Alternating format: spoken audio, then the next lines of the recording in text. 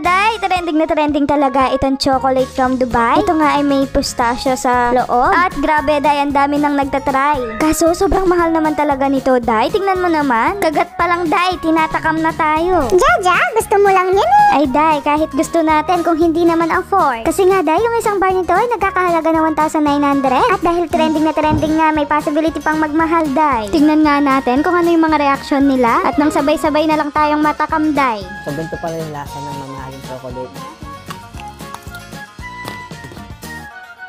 Grabe day, narinig niyo ba yun? Sobrang crispy niya.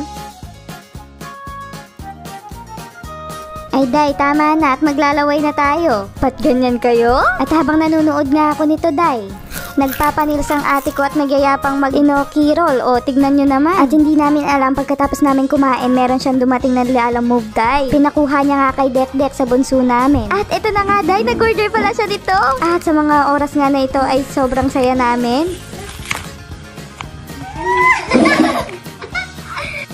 O, diba? Narinig niyo yun? Ganyan kami ka-excite, day. Sanay naman kaming kumain ng chocolate, day. Pero iba kasi pag may presyo. Lalo na kapag libre ng ate, day. Kung ako lang, day, hindi ako bibili nitong chocolate na to at pagkamahal-mahal nga, day. Kaya ipaubaya na lang natin sa mga may kaya at afford ng ganitong chocolate.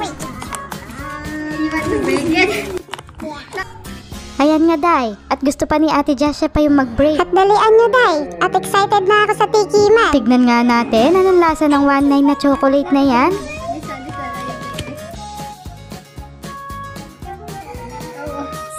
At ito na ang aming mga reaction, day. Yan nga ang aming mama, day. Hindi naman halata pero gustong gusto talaga niya. Masarap kasi siyang magluto at gumawa ng mga matatamis, day. Kaya siguro mataas na din yung expectation niya pagdating sa pagkain. At ito nga ang aming ate Jen na laging nagpapa-experience ng mga ganito sa amin. Sobrang kuripot nito dati, day. Kaya ngayon, kaya na niyang bumili ng ganyan. Kaya lagi kaming magpapasalamat, day. Dahil isa sa amin ay sinuwerte at sinishare yung mga ganitong blessing. At bago matapos ang lahat, dumako naman tayo kay ate Jazz. Di talaga halata, day, na masarap or nasarapan siya. May matching patalon-talon pa nga. At dito naman tayo kay Nina, day. At todo tango pa nga siya, day. Nina, baka iterno mo pa sa kape mo yan. Ito na nga ang mama at nagtatanong na kung magkano, day. Hoy, nangangamoy. Bibili na yan. Ito nga at nahuli pa si Dek. Patingin nga na reaction, Dek. Ay magkahalong kilig at OA ba yan?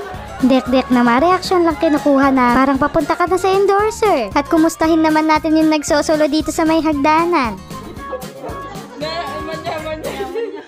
Grabe ka naman, Jess. Masyado mong sinimplihan. Huwag ka na pa-stress dyan, Jess. Importante, natikman natin yung trending. At ang pinakalas, ito nga ako, day. Huli ako at nagtanggal pa kasi ako ng gloves, day. Baka may masama pang kuko. Este gel polish pala. Jaja, anong panglasa talaga niya? Sabihan mo nero gune.